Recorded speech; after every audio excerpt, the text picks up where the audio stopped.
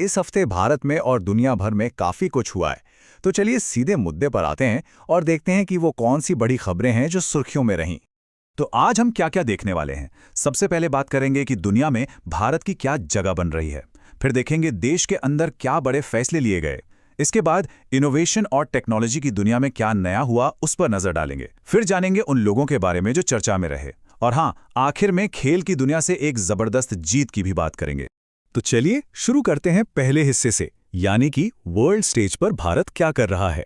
यहाँ ना एक तरफ नए नए गठबंधन बन रहे हैं और दूसरी तरफ ग्लोबल बातचीत को एक नई शक्ल दी जा रही है।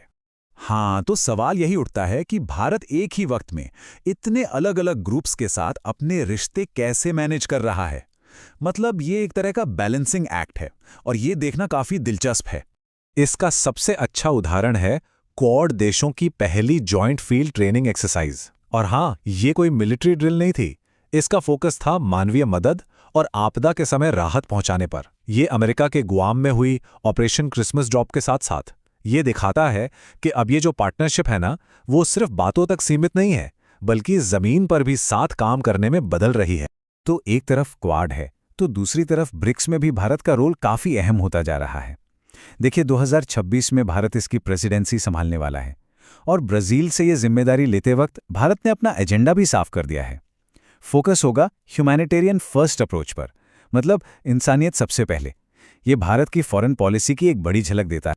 और देखिए, बात सिर्फ बड़े बड़े ग्रुप्स तक ही नहीं रुकी है। भारत और अर्जेंटीना के बीच ये जो नया एग्रीकल्चरल एग्रीमेंट हुआ है, वो दिखाता है कि दो देशों के बीच के रिश्ते भी उतने ही मजबूत हो रहे हैं। इस समझौते से अगले 3 साल तक खेतीबाड़ी की रिसर्च और टेक्नोलॉजी में दोनों देश एक दूसरे की मदद करेंगे। तो ये तो हुई दुनिया की बात। अब जरा देश के अंदर झांकते हैं और देखते हैं कि हेल्थ और फाइनेंस जैसे जरूरी सेक्टरों में क्या बड़े बदलाव हो रहे हैं।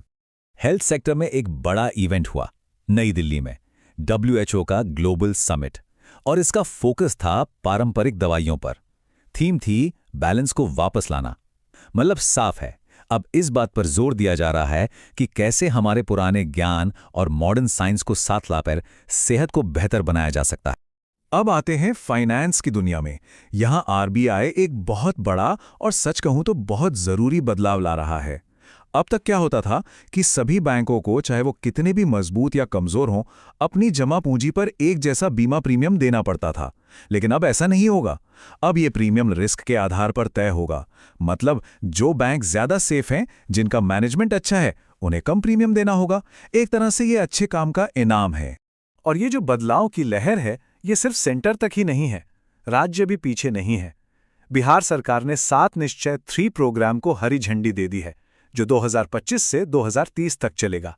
इसका मकसद है बिहार को विकसित राज्य बनाना, और इसमें सबसे बड़ा फोकस है युवाओं के लिए 1 करोड़ नौकरियों के मौके पैदा करना। चलिए अब गेयर बदलते हैं और बात करते हैं इनोवेशन और टेक्नोलॉजी की। एक ऐसा फील्ड जहां भारतीय टैलेंट पूरी दुनिया में अपना लोहा मनवा रहा है।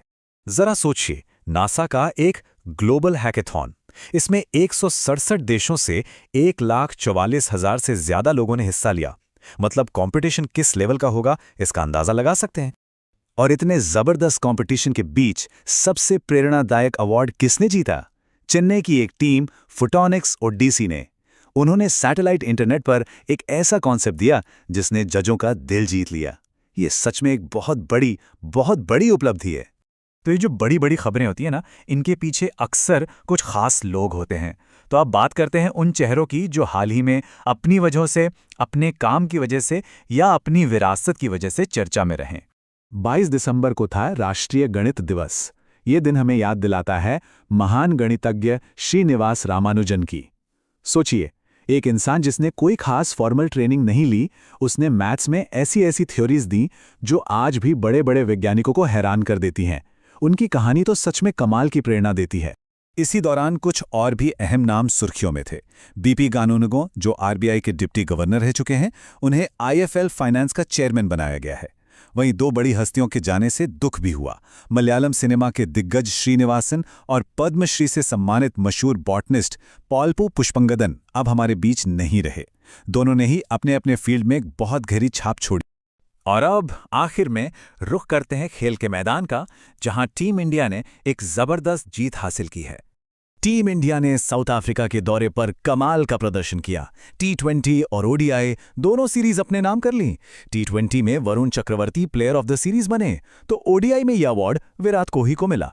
मतलब एक शानदार दोहरी जीत। तो जब हम इन सब खबरों को एक साथ जोड़कर देखते हैं, चाहे वो क्वाड और ब्रिक्स में कूटनीति हो, आरबीआई का नया नियम हो, बिहार का डेवलपमेंट प्लान हो, नासा में मिली जीत हो या फिर क्रिकेट की ये शानदार कामयाबी, ये अलग अलग दिखने वाली कड़ियां मिलकर एक बड़ी तस्वीर बनाती हैं।